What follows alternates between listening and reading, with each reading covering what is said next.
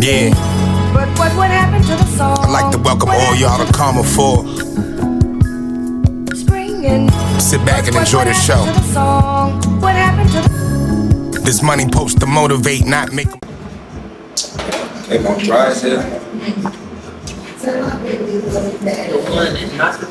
You ready? Yep. All right, 3, 2, 1. What's going on, everybody? It's your boy, Mr. BudTawk. I am here back at Ignite Dispensary, and I'm here with a special guest by the name of JessThaVibe. You know, right here from Milwaukee, Wisconsin.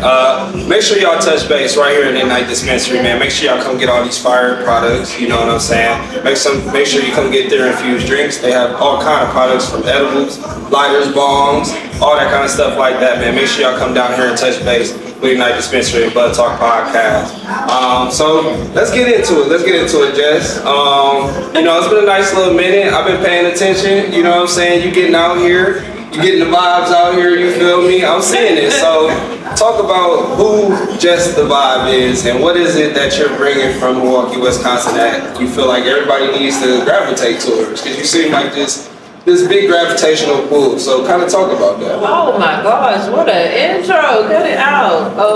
I'm Jess. I am a mother. Yeah, for sure. First things first, I am a mom. Momming really hard. My children, 18, 16, 12. I am a creative. That's kind of what I like to call myself, creatress. I was given that name by one of my good friends. Okay. But I mean anything creative. I'm a crafter. I am literally a jack of all trades. I'm a hairstylist. I do my music. I'm really a writer. Yeah. So poetry was my niche. Do a little acting too, I see. Yeah. I'm really trying to dip and dab in a lot of different things. Gravitational pull, that's really interesting. I've never heard that before. Just like it seemed like everybody like latches on to you, very impressionable. I don't know, you do. You're very, very vibrant and stuff too, the way you carry yourself. You don't seem like stuff bother you too much. You feel me? And I like the energy you give off too in your music and the type of music that you bring too. So we're gonna get into all that though. So like talk about your inspiration growing up here in Milwaukee and kind of tell people your story a little bit. Okay, well, I've been in Milwaukee since I was 9 years old. We moved here. We were with my dad in St. Louis. I absolutely love St. Louis. That's like my happy place. I've run away from Milwaukee to St. Louis a few times. Shout out St. Louis. Growing up in Milwaukee, I've grown up on Hadley, 16th and Hadley. Shout out to the Zulu Copies. Yeah. Shout out to them. But no, it's just my mom. I have 3 siblings, and then she adopted 3 siblings. And growing up on Hadley, it's Hadley. Grew up with the Barnway. I will say the Barnway was the girls' club. Kept us out of We used to go up there. the L-Way. Yeah, facts. Kept us out of a lot of trouble. Got into a lot of sports and learned that I'm trying to, that's where I learned that I could do a lot of different things. What's the sport you played? Volleyball. Okay. Volleyball is my vibe. I ran track. Softball. Me and my sister I was first base. No, I was pitcher, sorry, and my sister was first base. That was it. You weren't making it past first base. Me and my sister were a dynamic duo. That's dope. Tons of sports. Really try not to be a troublemaker ever since I was little. So finding different positive outlets, things to do to stay out of trouble. So really, like I said, it's kind of learn what I can do everything. And how do you feel like getting into sports and stuff like that kind of helps structure you out a little? Do you feel like it kind of helped at all? Because you know how we all do. We all was kind of like a little rebellious spirits at some point in our life. You feel me? So do you feel like being in sports at all kind of like helped you and like understand what, maybe what goals and what life is about a little bit? Yes, sports made me hungry. And not in a sense of super competitive, but it just showed me what so I'll finish that statement. It showed me what hunger could get you. But what I can say is that I have been a natural winner since I was I can remember winning spelling bees in the 2nd grade. I can remember winning every foot race that I ran with anybody to where people just playing on the play. Okay. And so always kind of been not competitive, just a natural winner. Just have it. And so it actually became a cripple to me. I when people didn't want to participate because You feel like it made it harder on yourself?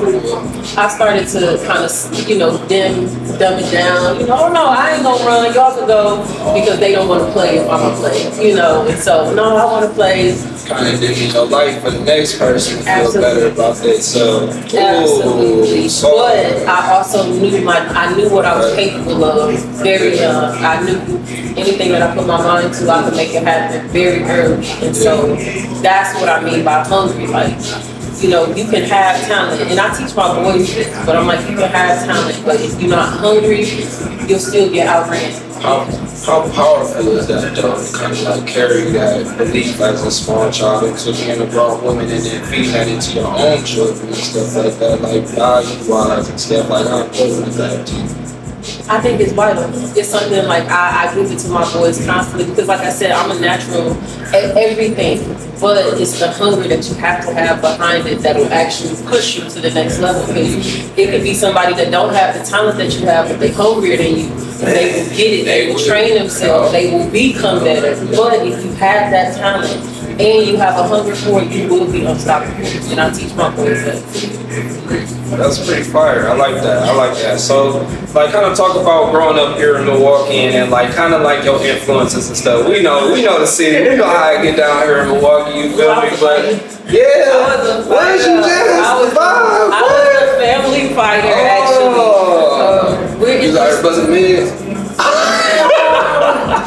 Don't have me ask about me. Don't ask about me. No, seriously. No, I have an older sister. I'm the second oldest. My brother was the youngest, and then when she adopted the 3 boys, they were all younger, and so I was the big brother. And my younger brother was the younger brother, so don't come fuck on my brother. And so definitely a fighter, but for the right cause. Never because I had a problem. It was always on behalf of somebody else. Yeah. Always. I fight for my mom, fight for my sisters, fight for everybody else. But I just never had that, I never had that spirit of like, I don't like her. You know what I'm saying? Yeah. But influences, I could say from the Boys and Girls Club. Well, first and foremost, my big sister.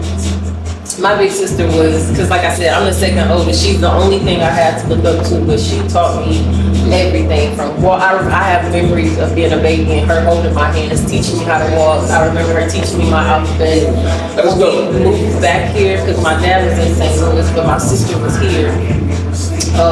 Maybe 2 weeks into being here, I watched my sister whoop. Yeah.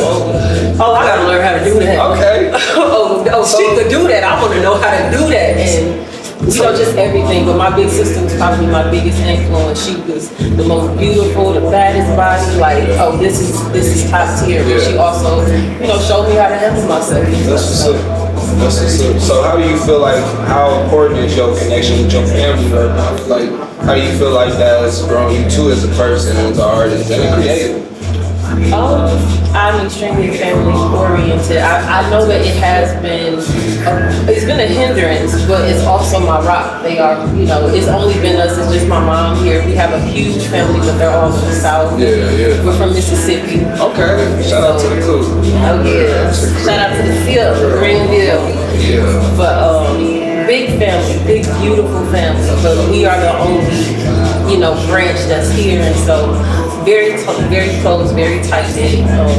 My sister, I am the 4th of July of 89, and then my younger sister is the 11th of July of 90, and my brother is the 10th of July of 91, so all our birthdays are in the same week. That's pretty we far. step ladders, and so we all just, we've been super tight since, since little, so like that, to me, that's vital.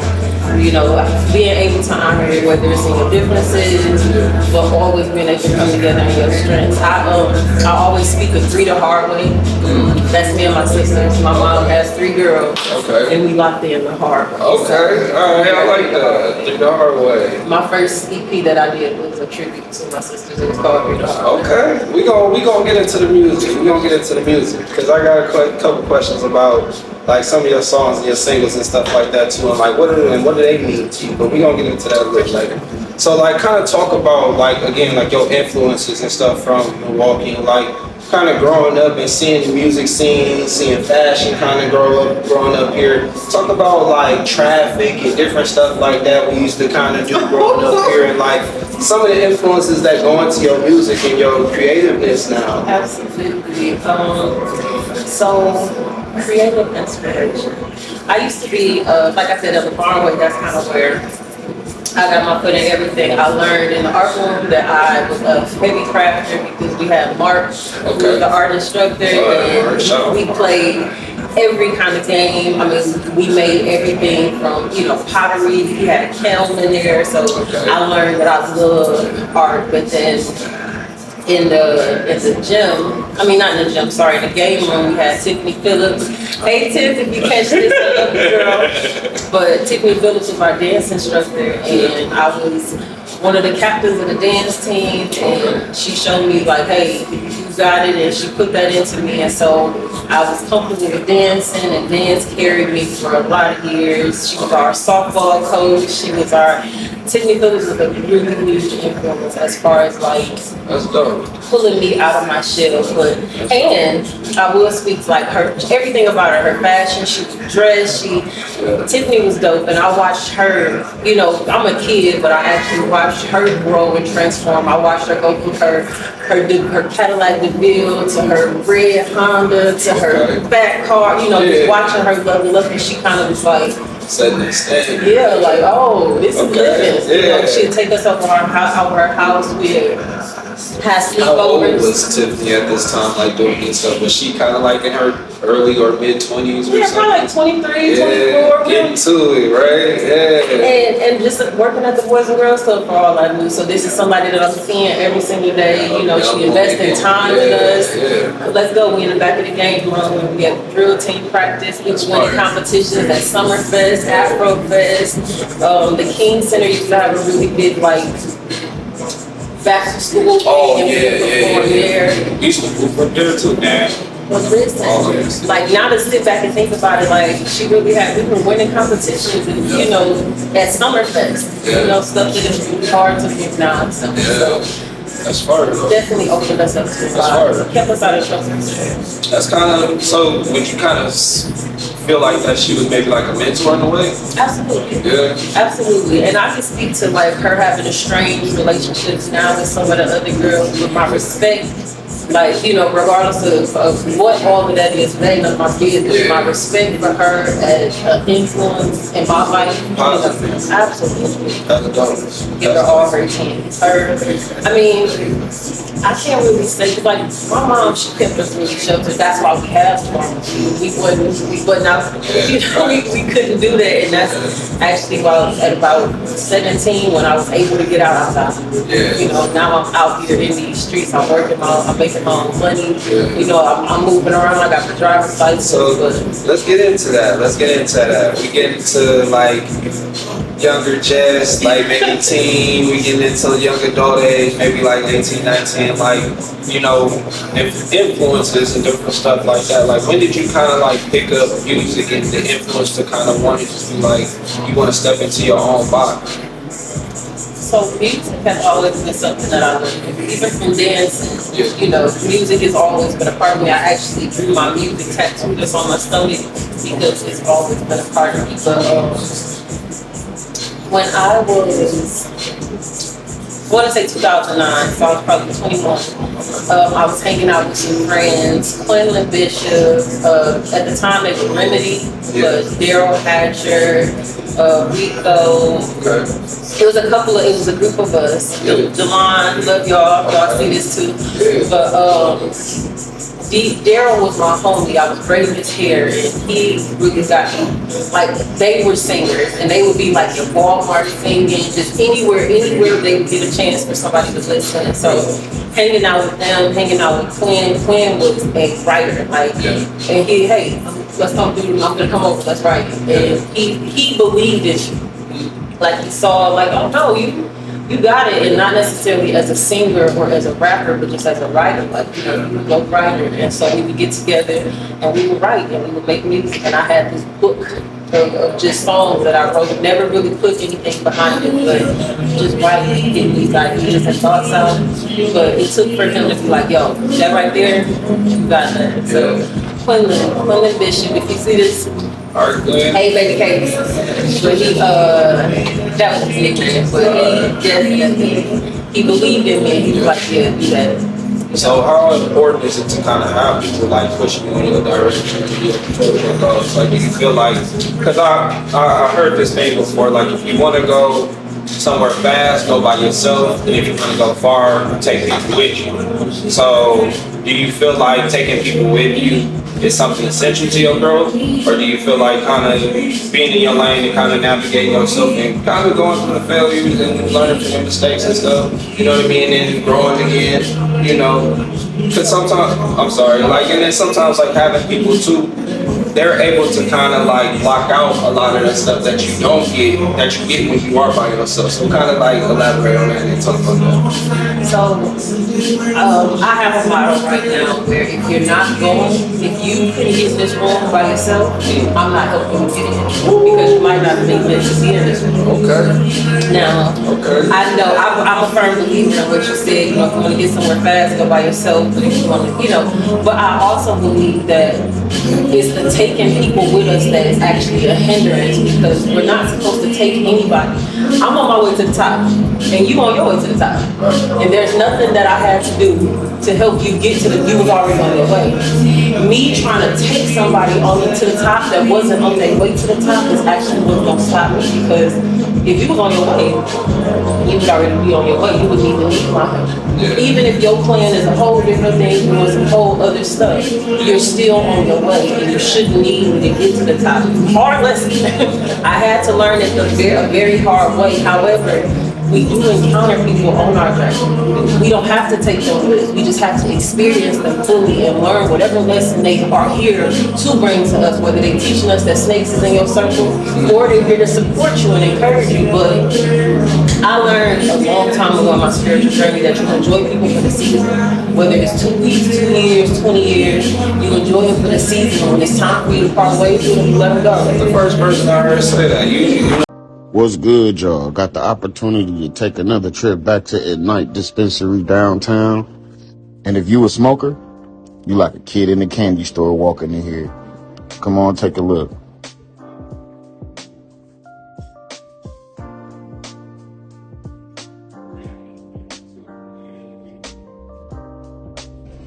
I wanted to give y'all a 360 of the place because this place is just absolutely beautiful to me. The setup, customer service, the smell, everything. It's just beautiful.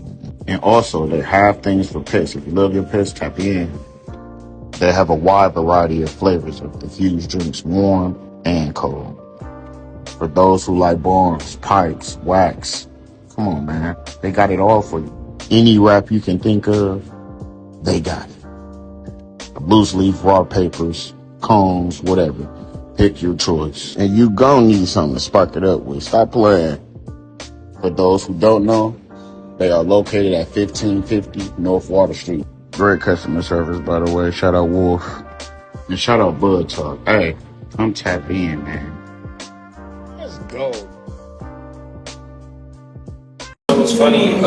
Shout out to Marco, man, because I got a chance to interview Marco. So shout out to him. He actually said that too. Like, he said everything's about a moment. You know what I'm saying? Like, everything is about being able to capture what you can, being able to do what you can with the time and the moments that you have, whether it's with people, situations, your living situation, all that stuff. So, yeah, hell yeah. I think it's just trying to hold on. You know, I want to make this and that's like in life. We try and make something, like what we're doing now, we want to make sure this is what we're doing forever. And it's like, no, this is what you're supposed to be doing right now. You might be doing a whole different thing in a month, but enjoy it for now without trying to lock this into your future because we ever growing, we ever changing. And I feel like in age, we begin to decline once we become complacent in one spot. If you want to stay youthful, if you want to keep growing, you got to be willing to keep changing. Jess, dropping the gems, just bringing the vibe, y'all. I appreciate y'all here joining us on Going Live with BudTawk. guest interviews, man. I appreciate y'all, man, joining us again. Make sure y'all partake in these wonderful products that you will be getting from Ignite Dispensary. Also, too, make sure y'all tap in. We have a giveaway getting ready to come out soon, so make sure you tap in with that. Look out for all the info and stuff like that on our Instagram pages and on our YouTube pages as well. And also, too, you see us drinking on these balanced natural drinks. Shout out to Balance. Shout out to Ignite Dispensary. Make sure y'all come down here, come get y'all's down at 1550 North Water Street down here in Milwaukee, Wisconsin, man. So let's keep going, Jess. You was definitely dropping some gems, and that's the thing too I can appreciate about my guests. Everybody kind of gives their own kind of spiel, so I appreciate that. Like you definitely like, and that's why I do kind of like. I am strategic on who I like to have on my podcast, so I appreciate what you're able to bring. So talk about that. Like I know we gonna jump up a little bit, but talk about preparation that goes into having all these different talents and avenues that you got. Just like you right now, like you in your bag. I give you your credit and stuff like that for sure. Like you definitely in your bag. You got a lot going on. So kind of talk about the preparation, like doing hair, music, acting. You know what I'm saying? All that kind of hosting. You know what I mean? So talk about all that and like what goes in the vibe. I sleep for 3 hours. Well, first and foremost, I'm incredibly spiritual.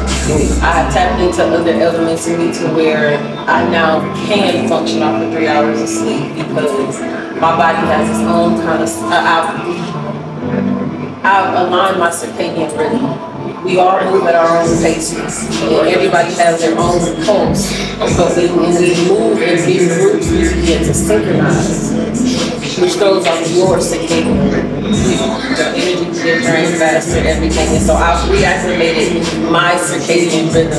So I know that I move faster, I think faster, I talk faster. And so I don't need as much time, to rest, because in my time that I'm resting is moving fast. But I am crazy with stationery. I have bags and boxes and drawers full of notebooks. I write to-do lists. When I started my spiritual journey, I had realized that I spent a lot of time knowing that I could do all these things, but not really locking into one in particular thing. And so I got a message about time in my spiritual journey. It is not real, but it's also limited. And so you have to take advantage of everything. If you waste all this time not doing anything because you don't know what to do, you can just do it all right now. And so I stopped trying to pick what I could do, and I was like, you know what, you're right. And in 2018, I went through my spiritual psychosis, to be honest, because nobody understands you. Your brain is doing a bunch of different things, but in that, God had me write out a very intricate plan. Like, you can do this. These are your strengths. These are your weaknesses. Now come up with a plan. I showed you where you're going to be. I showed you what you're going to be doing. Now come up with a plan that you can do. And it can't involve anybody else, because if somebody else doesn't show up for your plan, it fails. So this got to be something that you can do on your own, off your own back, with your own strength. And I created this plan of, okay, I'm going to do this, and then this will help me do this, and then this will lead to this, and then these two things will tie together in this, and once one blows, it'll all blow. So, I had to create a very thorough plan, and I've been working it. I'm 5 years in, and that's it, man. That's it. All it is to do it is to do it. For real. Stay ready, I gotta get ready. No, that part. So it seems like, you're very grounded. It seems like you balance a lot of stuff, and you have to be pretty grounded to be able to do that. Like seriously, like it's not easy. You know what I'm saying? So let's get on with it, love. You know what I mean? So it's a lot I want to ask you too. So, do you ever feel like your creativity, and obviously you don't feel that way, but do you ever feel like you getting, not that your creativity is limited, but do you ever feel like you getting spurts where sometimes you feel like you might be blank? I get, especially in my writing, I get creative a lot often, but not in a space where I can't think of anything. But everything, like I said, it has to kind of have a flow. It has to fit and it has to mean something. And so there will be times where my brain will get a creative idea, but it has nothing to do with what I'm working on. So I have to actually filter, because I call myself a think tank. But like I'll come up with 1,000 ideas, like that. You know, hey, you can do this and you can do that, and like they come like this. And so it's like, hey, we'll use that later, or make sure you get that to somebody, but don't fixate on it because you don't have to make that happen right now. And so really trying to make sure that the things that I am focusing on all kind of have a flow.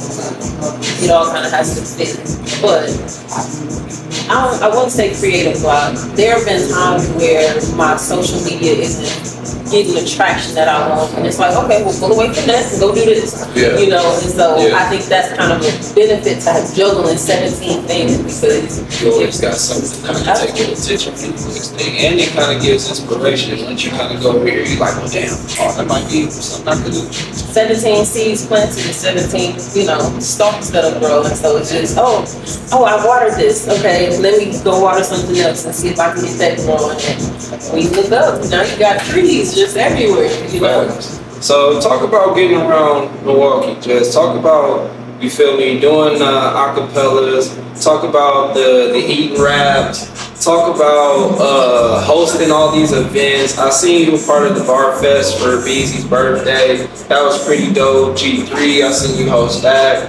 All kind of stuff. So kind of talk about being a part of that stuff, and like, what does that mean to you kind of growing right now? Really dope. So I have a huge platform, but my platform isn't local at all. And so going through some transitions last year, I'm like, Jesse, all you can do right now is move in your city.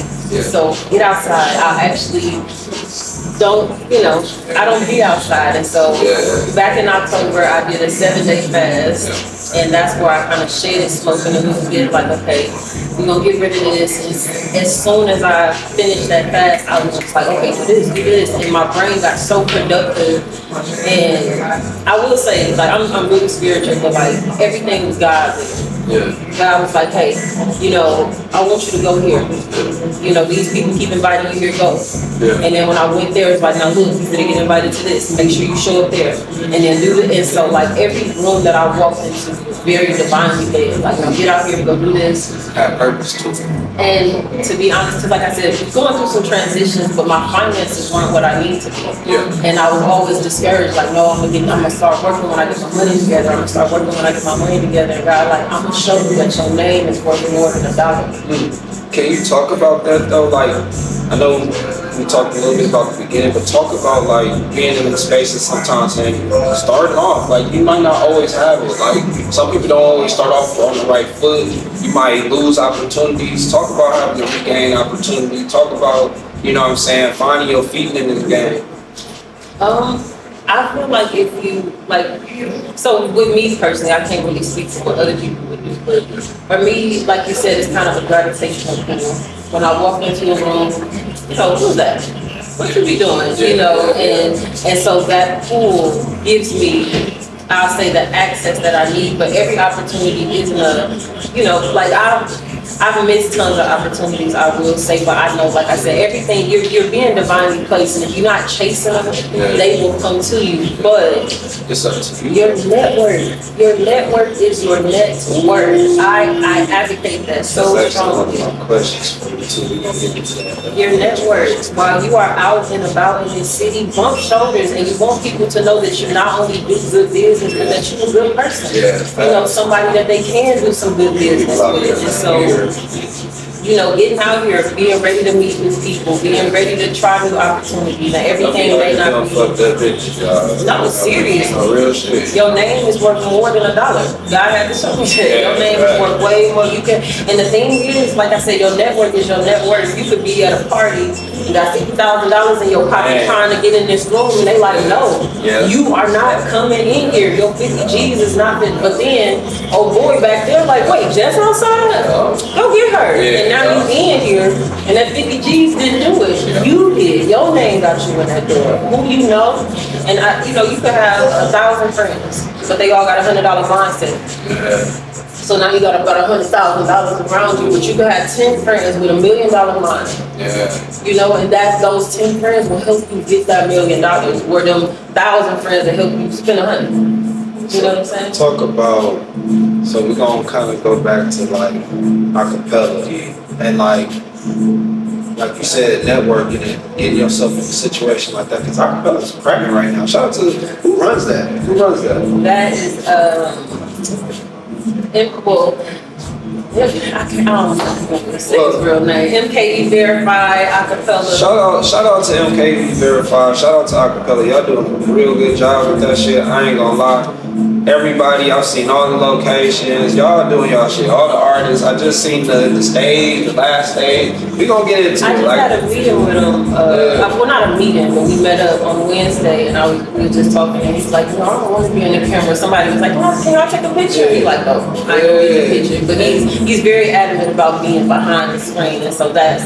But sometimes shit like that's, we'll talk. You know what I'm saying? But I just didn't want you to think I was. Shout out to them though, man. That's good work they putting out here though, man. Like giving platforms to artists like y'all, man. Everybody, man. Look, y'all doing y'all thing. I actually had a performance at the Uptown. Yeah. Just I can't even remember. They just threw me on the card. But at there, I met Cut.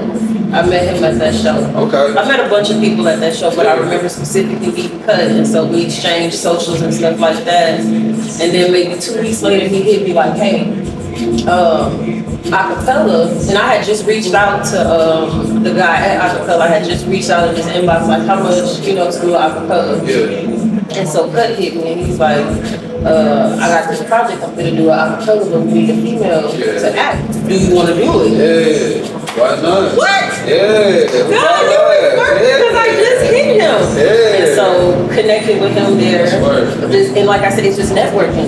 God was like, go here, go do this, and whoever you need to meet is gonna be in there. And so that's actually how those connect. And I'm sorry that it sounds cliche, but that's really how they have every you. Yeah. How I connected with you, how I connect with everybody. It's all like, hey, go here, do this, do that. And I listen. And that's hard. I want to say something because a lot of people, like it sounds cliche, but when I started TikTok, God told me to. Like, I need you to not be camera shy. Because I am. I'm nervous right now. I'm shaking like crazy. Okay. But I need you to not be camera shy. I need you to be comfortable getting in front of this camera. I need you to be comfortable because you're going to talk to millions of people. So you got to be ready for this. Yeah. And so I started TikTok, and in 3 months of my very first video, I had 60,000 followers. Damn. And so it was fast, like it was crazy fast. June, I started in March, and by June I had 50K, and it was intentional though. God gave me that because I told you what you could have. I told you what I'm about to, what you're about to do. And so getting that, like everything that I do is very, very divinely guided. Like God, hey, I need you to do this, and then because a lot of people are like, how did you get all those followers? I'm like, I didn't get the followers because I'm just out. No, these are intentional. This is a part of what I'm about to be doing. So, try not to make it spiritual, but it's everything but that I mean, I feel like that you need something that to keep you grounded though, and just chasing your dreams through your journeys and stuff like that. But let's keep moving on, Jess. Let's keep moving on. We almost there, y'all. Again, I appreciate y'all joining us with JessThaVibe and your boy Mr. BudTawk. I'm going live with BudTawk interviews, man. I appreciate everybody and your social media land. Make sure you follow, like, subscribe, all things BudTawk Podcast. So my next question for you, Jess, what do you feel is an important skill to have when you're a walking brand and entrepreneur? What do you feel like is maybe an important skill to kind of have and navigate as you? When you said networking, that's a huge one too. So like kind of maybe either go off that or either maybe something you kind of have in your pocket that you might let the people know. It is absolutely authenticity. Yeah. And authenticity is a skill, it is a craft, it is a mindset, it is all of these different things, but it is extremely hard to attain because we're in a realm of trends. Yeah. Everything is being replicated and duplicated, and so to have an authentic energy, but people crave it. That's why everybody going, I want these shoes because these exclusive. Nobody else got them. Everybody wants to be this original, authentic thing, but also don't know how because they're still chasing the approval of society. And so people crave authenticity, and that's where a lot of the strongest connections come in. People grab that gravitational pull. I tell people all the time, it's authenticity. I am exactly and extremely and unapologetically. No, your content is very consistent with who you are and like what you bring, like no bullshit. So that's pretty dope. I think that like just people honing into them. Like, who are you? What is your niche? Why are you doing this? You know, and really tapping into that authentically, apart from everybody else. And now, let's get into the music. We talking about authenticity, right? Like, let's get into your music. Like, so when you hear about songs like 10 Toes and High Speed and stuff like that, like when you hear about these songs, and like when you hear about, you know, even the EPs and stuff that you drop and stuff like that. So like, what does authenticity mean to your music? I have a very specific message. Like my music, for me specifically, the music that I'm releasing, it is art. It is literally my artistic expression. Because I'm very spiritual, I don't really get to let people know I'm from heaven and I'm really not the one to play with. And so my music gives me a very safe, very productive way to let somebody know, hey, don't come over here playing because I stand 10 toes on everything, you know. And so it gives me a really safe way to get this out of me because it is a part of me, and instead of suppressing it, express it, you know. And music just happens to be that space where I can do that. So like, and then like talk about freestyle a little bit, because even like when you did the eating rap and stuff like that, you kind of freestyle, like you freestyle a little bit. No, I am a writer. Now you said, do I get creative? So like when it's time for me to freestyle, now I have this voice in my head, baby girl, I can freestyle anything in here, but the synchronizing between what's in my head and coming out my mouth. I have to write it down. I can catch it. Hold on, say it again. What you just say? You know, really trying to get it written down because so it'll be going. That's not bad though. I really try to be lyrical and witty. You know, put a bunch of double entendres. What you say? Talk about your set with Ocean too, Ocean Legacy and stuff like that. Like, and then you did two separate ones. You did the rooftop. Yeah, I did. And then you did the trap one too. So talk about that stuff too. Like, cause you like this, you know what I mean? You've been doing a lot. Be real. That was hard. Me and Ocean almost bumped heads for real behind that. But Ocean got a lot going on. He's doing some really dope things, and so I feel like maybe he was just in over his head, but I wasn't for the place to read it. But we did the rooftop. It was really dope. And he was running a special, so I paid for my second session right then and there. Like, you know, he was running it. And it took me years to find him to do my second set. And why do I have to chase you? Why do I have to find you when you already got my plug in your pocket? And so it turned into a thing, but we talked, we hashed it out, we did some really good business. And every time we look like it turned out pretty great. Every time we win, we make magic. I feel like it's one of those things. You know how like I don't know if you know too much about Shaq and Kobe or not, but it's one of those things like where you got two great personalities and people that have to do great work, you know what I mean? And everybody have like their dominant way of kind of doing stuff, and you kind of both get in a creative space like that. It's kind of hard, especially when you feel like y'all both are very like high on the creative level and stuff like that. Cause I ain't gonna lie, y'all both got a pretty great eye. I ain't gonna lie, dude. Y'all been going crazy. So I just kind of wanted to touch on that because I thought that was definitely a kind of a nice, bright, creative spot for you too. So we make magic. It like every single one, he helps me to get out of my comfort zone and stuff like that. But I mean, this is Milwaukee, and so sometimes you have to show people that they can't play with you. Milwaukee, they will play with you. So I don't know, that it just turned into that, but it turned into it and got right back out. And that is my dog. Shout out to Ocean. Shout out to Ocean. You gotta work again. Shout out to Ocean, man. Shout out to Ocean. So yeah, he's doing some really great. So let's move on to some of the other endeavors. Like I said, so you do hair too, Jess. Talk about that. Like you do hair as well, the stylist. We can touch base on the acting too, but like talk about being a stylist and stuff. Like talk about being a jack of all trades. I am a stylist. I'm self-taught. I've been braiding since I was 11.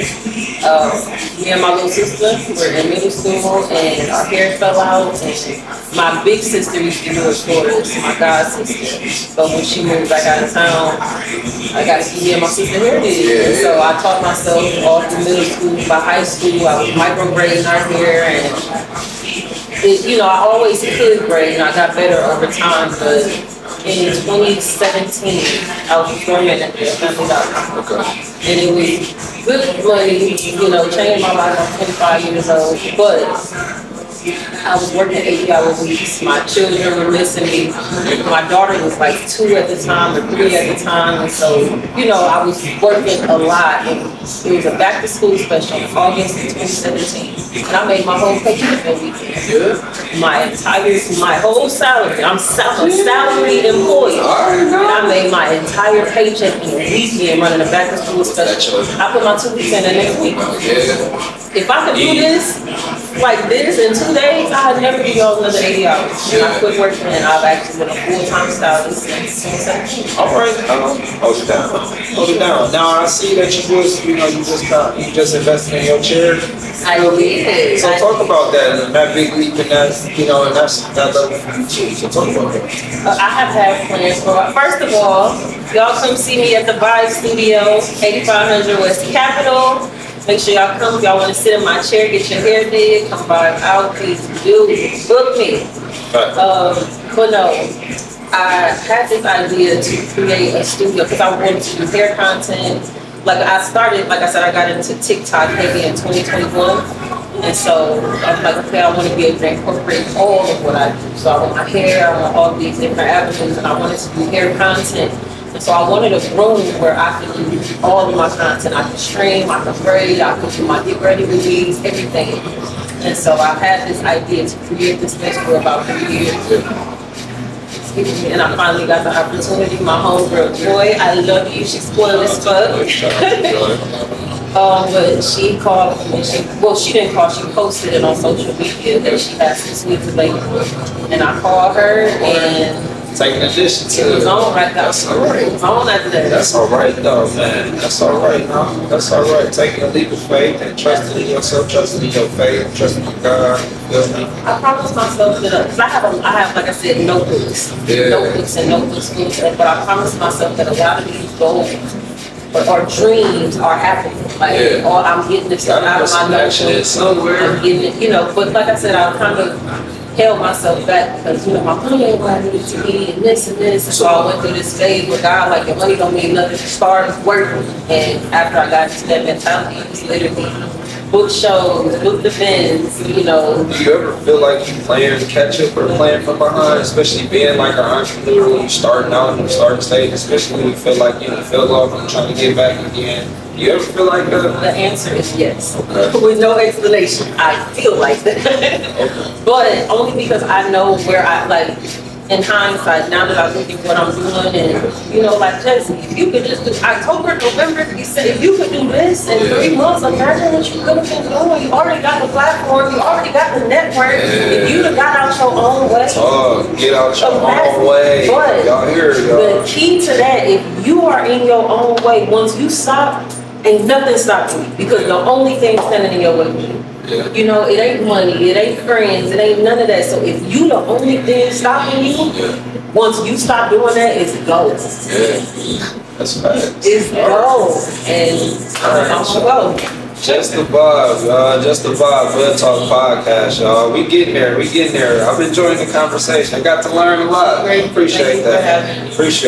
Honestly. Again, y'all, make sure y'all like, follow, subscribe to all things BudTawk Podcast. It's your boy, Mr. BudTawk. I'm here with JessThaVibe. We drinking on Balance Naturals. You feel me? Shout out Balance again. So we're getting kind of down to the end, Jess. I kind of asked you some of my key questions. But I do want to ask you though, like, what's one of your more memorable moments working amongst all the different artists and the creatives and stuff, like here in Milwaukee, like doing all that you've done so far? Like, what's probably your most memorable moment?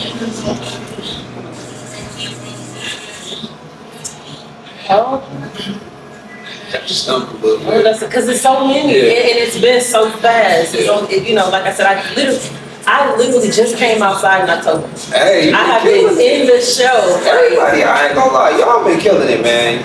Keep going. This summer 2026 is going to be epic. It is. It's going to be epic. I can say, actually, it was my second night at the next bar. Every Tuesday they were doing open mics, and I came out the first one and just kind of got on there, but I was really nervous. But the second week, my homie was there. I had kind of knew it was a different. I don't know, it was just a different energy, and everybody in there just like, wait a minute, who is that? You know, and it was just a different kind of response to where it's like, oh, Jesse, you might be able to do this. And so, talk about Smackin' Town. Shout out to Smackin' Town. smacking. Shout out to Smackin' Town. On the real, they be at the bar fest and stuff too, man. So shout out to Spider and all them too, man. So talk about like your relationship with them. Like, do you have a relationship with Smackin' Town at all? Like, how often do y'all get together, or do you ever choose to kind of get with them and do stuff? I knew before Smackin' Town became Smackin' Town, I knew Tule and D-Lo number 9. It was my, call him like little brother. It's my younger brother, Eddie James. Shout out to Eddie James, twin. Oh yeah. We doing this, but he was at Juice Talks basketball thing. We had the 3-on-3 tournament not too long ago. I was up there too. Shout out to Eddie, man. Shout out to that's my dog. He actually pushed me into my music. Yeah, shout out to bro. You know, he's been doing it. He does it. I'm his biggest fan. And like, do it. You know, you just drop this, and so he actually recorded all of my stuff. But anyways, back to Smackin' Town. We'll get into that Brody idea, your routine. Yeah. But with Smackin' Town, I met D-Lo and Tule through my brother before they were Smackin' Town. I had already met Spades a few years before from one of my brother's shows. So I knew Spades, I knew a few of them, and then like as I'm at the next bar, kind of meeting different people and stuff like that. But before Smackin' Town became Smackin' Town, me and Tule was really close, me and D-Lo, all of them. And so we had a few sessions where they'd come slide on me and stuff. But because after they became Smackin' Town, you know, and so and always for a second they like, you Smackin' Town? No, but I ride through Smackin' Town. You know, I take a stop down in Smackin' Town. They lit for sure.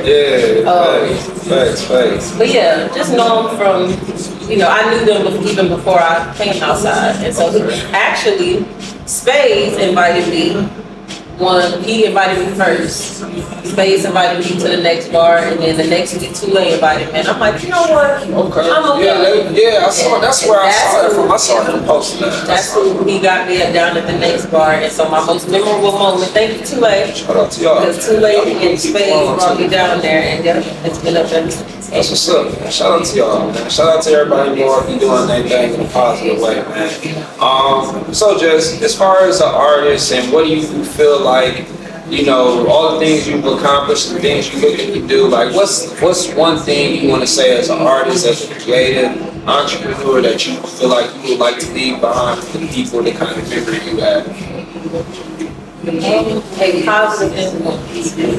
And positive, not like in love and life, but like positive, adding to, you know, plus. So the plus is the addition. So adding good vibes, adding knowledge, adding wisdom, adding support, adding love. I want to always be known as a positive influence. If I'm going to come into your life, I got to give you something.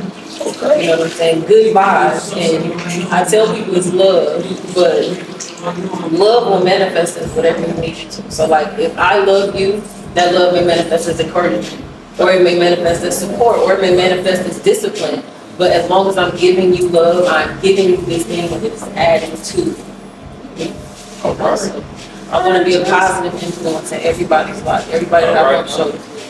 All right, y'all. Make sure y'all check out JessThaVibe. One last question, y'all. We gonna get out of here, man. One last one. So, what's next for JessThaVibe?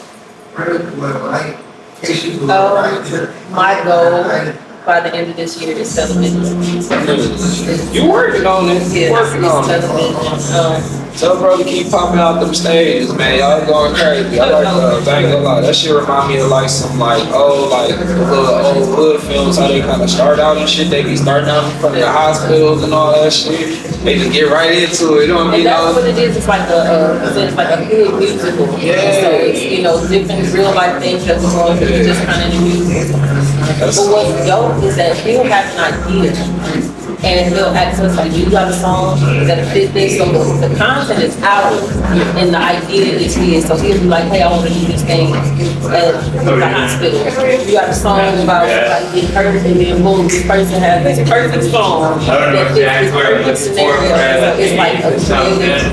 I'm like, he is actually me. You know, he's doing a lot of really great things, but I know a millionaire when I see one. All right, my brother. Hey, for sure. I can tell him really own stuff. Hey, we're gonna have to, we'll figure something out. Man. But again, man, I appreciate y'all. I appreciate Jess, everybody. This is my guest. No, not Michael, Mr. BudTawk. But no, this is my guest, JessThaVibe, y'all. I appreciate y'all joining us here on BudTawk Podcast, here at the Night Dispensary. Make sure y'all tap in. Come down here at 1550 North Water Street. Make sure y'all tap in. Grab all these wonderful products, edibles, and all that stuff like that, man. Again, make sure y'all follow, like, subscribe, all things BudTawk Podcast. Just do anything that you want to kind of leave with people before you go. It's JessThaVibe on all socials. You can find me on TikTok, YouTube, Instagram, Facebook, and it is going down on Twitch. So follow me on Twitch. Okay, tap in on Twitch then. All right, y'all. Again, it's your boy, Mr. BudTawk, BudTawk Podcast. Y'all have a good night, man. Have a great night. Is that okay? Yeah. Yeah, But what happened to the song? I'd like to welcome all y'all to Karma 4. Sit back and enjoy the show. What happened to the This money supposed to motivate, not make them jealous. We took the worst of situations and just made them better. Yeah.